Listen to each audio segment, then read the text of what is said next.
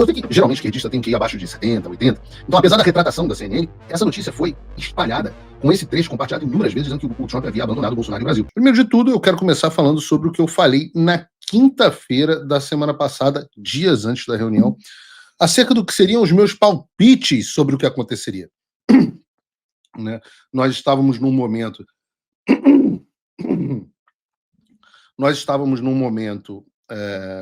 onde a gente não sabia se a reunião aconteceria, e eu disse para vocês que eu achava que a reunião aconteceria, vamos falar sobre isso. Fiz palpites sobre o que aconteceria, muita gente dizendo na internet que haveria um momento Zelensky, que o Trump humilharia o Lula. Deixei claro que não é isso que eu imaginava que aconteceria. Então eu dei o meu palpite, dizendo que seria uma reunião amistosa, sem muitos conflitos, mas sem nenhum resultado concreto. E também disse que a imprensa ia fazer um show dizendo que foi uma reunião espetacular, histórica, muito produtiva, por aí vai. Começando pelo clima amistoso que eu citei, a razão para que isso aconteceria dessa forma é muito simples. A grande treta do Trump não é necessariamente com o Lula. O Trump falou muito pouco do Lula. A treta do Trump tem sido o tempo inteiro com Alexandre de Moraes e o Supremo Tribunal Federal. O Lula é um peão nesse jogo. É uma pessoa com poderes extremamente limitados. Ou alguém aqui, vocês podem me responder no chat, ainda acha que o Lula é tão poderoso quanto o Alexandre de Moraes. O foco é Alexandre de Moraes, e como eu disse na última quinta, você vê isso a partir das ações dos Estados Unidos. O Lula nunca foi sequer citado em nenhuma decisão nas ordens executivas, nunca foi mencionado antes pelo Trump. Por isso, eu disse que seria uma reunião amistosa, como o Trump teve com vários outros líderes mundiais. Agora, ao mesmo tempo em que eu disse que seria uma reunião amistosa, eu também avisei a vocês em casa que seria uma reunião infrutífera. Porque os integrantes do governo Lula, e aqui eu conto tanto os membros do governo federal quanto os assessores de imprensa da Globo News, estavam sob uma falsa impressão de que conseguiriam dobrar facilmente o Trump, de que ele havia abandonado a luta contra as violações de direitos humanos no Brasil e que eles estavam dizendo categoricamente que sairiam de lá com um acordo. E eu digo a vocês com um certo orgulho que eu estava certo na mesma intensidade com a qual a Globo News estava errada. E aqui nós entramos em um segundo momento de análise, que é o que de fato aconteceu. E nesse sentido existem três grandes momentos. O primeiro aconteceu durante a tarde na Malásia e foi um encontro direto de 45 minutos entre Trump e Lula. Antes de falar sobre esse momento em si, eu tenho que falar sobre os momentos que o antecederam.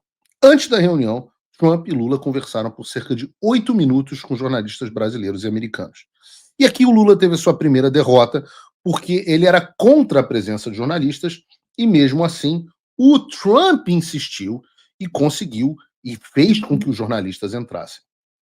Então, uma jornalista, eu acho que foi a Raquel Krahenbuhl, da Globo News, da Globo, faz a pergunta de $1 milhão.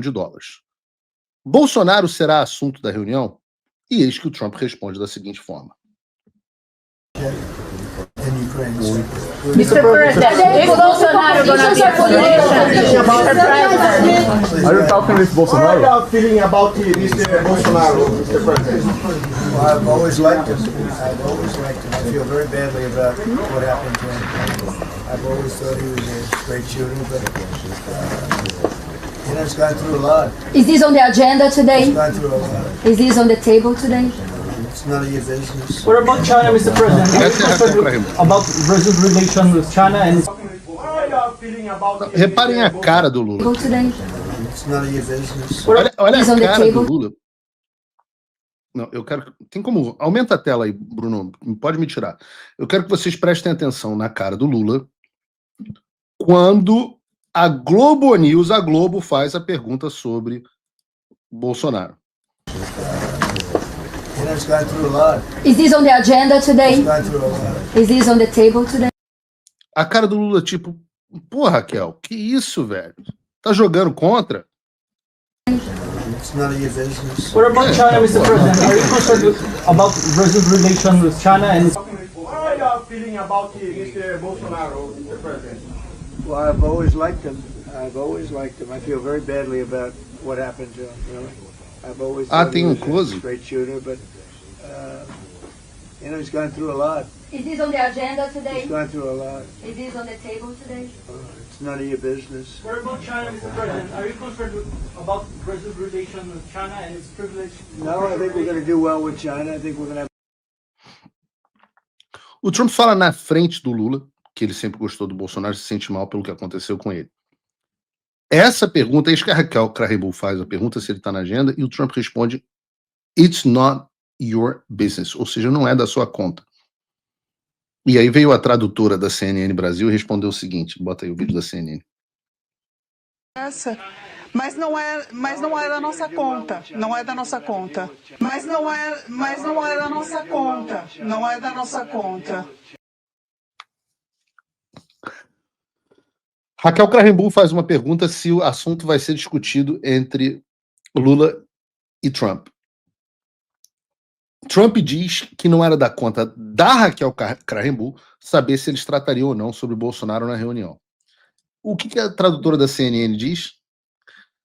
Que o Trump diz que não era da conta dele. E aí começa a notícia circular de que o Trump diz que não liga mais para o Bolsonaro.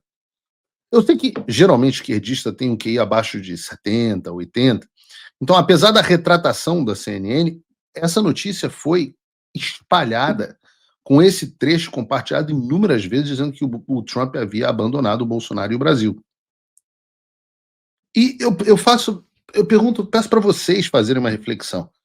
Se a reunião tivesse sido tão boa para o Lula, se isso fosse verdade, por que a esquerda precisaria de uma notícia falsa da CNN, de uma tradução falsa da CNN, para espalhar a ideia de que a reunião teria sido uma grande vitória? Ora, no final dos contos, essa é a única maneira de você falar que o Lula conseguiu uma vitória no domingo mentindo, porque, no fundo, essas pessoas sabem que essa reunião foi um fiasco.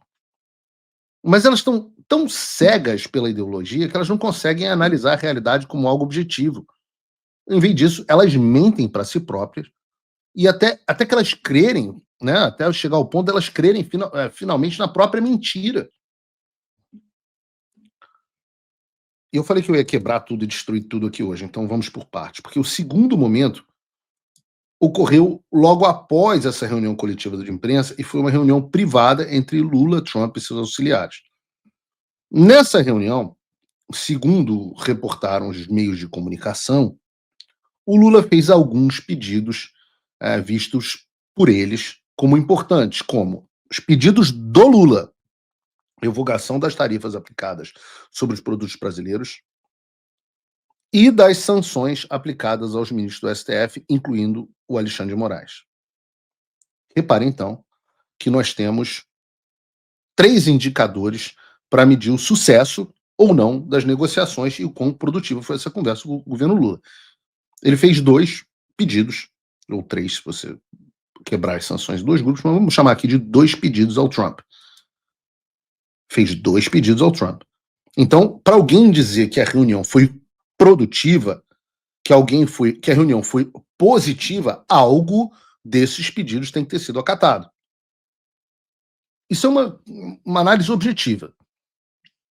Né? Você chega numa reunião e você quer 2 coisas nessa reunião. Você faz 2 pedidos. Para essa reunião ser considerada positiva, você tem que ter saído de lá com alguma das coisas que você pediu. A revogação das tarifas ou a das sanções. Então, Lula chega na reunião e pede. Chega na reunião, estado do Lula antes da reunião. Brasil com tarifa, autoridades com sanções. Lula sai da reunião. Brasil com tarifa, autoridades com as sanções. Portanto, até hoje, a terça-feira, o Trump não aceitou, não acatou nenhum dos pedidos do Lula. E eu não consigo imaginar, aliás, consigo, e a gente vai chegar aqui, como que isso pode ter sido uma reunião positiva. Você viu o que aconteceu. A Magnitsky veio, os vistos caíram, as sanções apertaram e o sistema sentiu. E isso não foi mágica, foi trabalho, com coragem, com apoio direto de quem não desistiu do Brasil. E agora é a sua vez. Acesse www.paulofigueiredoshow.com apoie ou clique no link da descrição. Com um pouco mais de $5, você já me ajuda. Com 49, você entra para o grupo dos patronos Gold, cheio de benefícios. Eu estou fazendo a minha parte. E você?